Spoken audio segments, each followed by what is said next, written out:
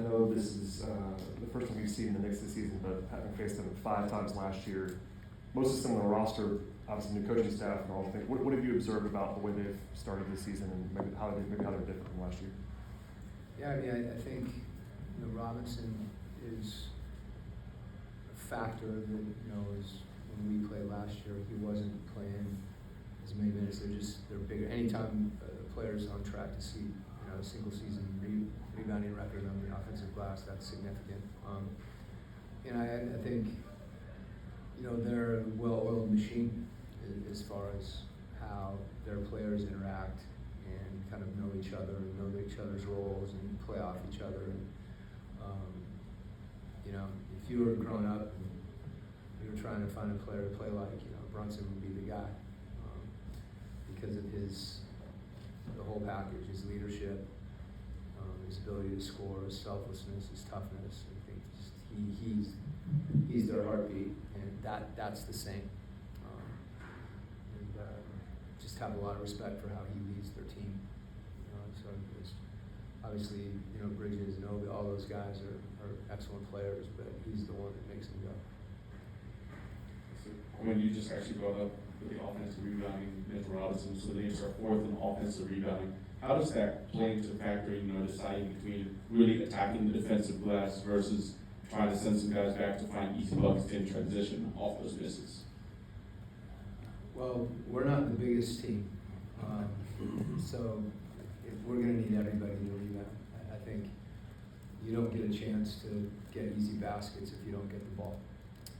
So that's got to be the priority and we need everybody to do it. So there's obviously, if you're contesting a shot, at the high quadrant, it's going to be hard for you to get back in the play in the defensive glass. But we're going to need, if you just look at the height of their team versus ours, we're giving up some height at almost every position. So that means we have to be committed collectively. If we tip the ball and tip it again, and it bounces and we get it, that's a good rebound. We don't have to be hung up on how we get it. We're not going to step in and go snatch one with Towns and Robinson and Bridges and Anobi. That's hard for us to do. We got to put a body on them and make it hard for them to get them and let it bounce on the ground and then grab it. When you get to the point where you have to make adjustments from different games, how do you balance being firm on the things that need to be adjusted, but still try to remain positive and encouraging of the things you want to do? Well, I think the key word is adjust. When you don't adjust off something that you were talking about doing and not doing it. You just have to do it. You can adjust off a situation that you're executing well, but it's not effective. Some of the things that we need to do are not adjustments, other than the fact that the adjustment would go from not doing it to doing it. So that's the adjustment that has to take place in a number of situations, and I think our guys are aware of that.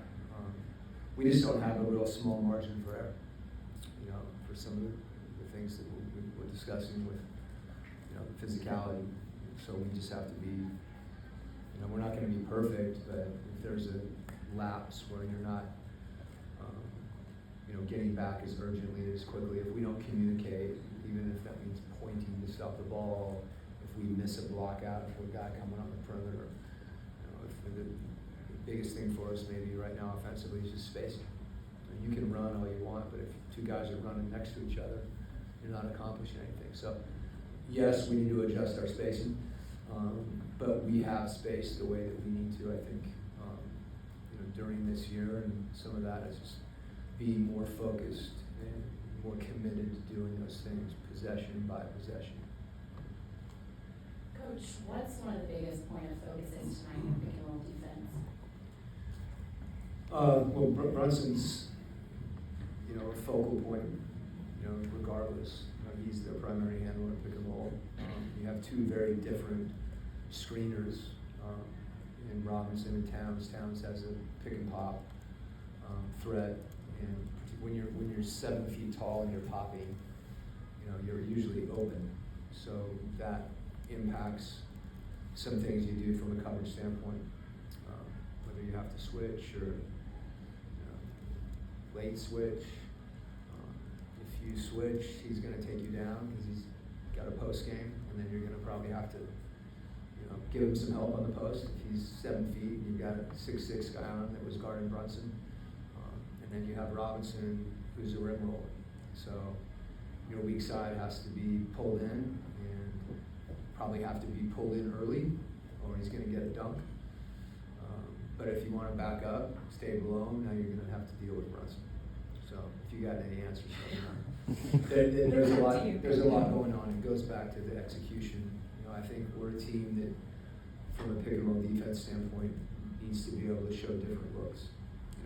There's any one thing with our group, team, really good players that have versatility. Like I mentioned, Towns with his ability to roll or pop. Brunson can shoot it off the dribble from three, or get into the paint, attack the rim that way. So, the pick your poison is probably a pretty good way to describe it, but I think it gets back to your urgency and execution. You have to be in the right place at the right time. 5 guys have to be focused. We're not going to guard pick and roll 2-on-2. We can't do that.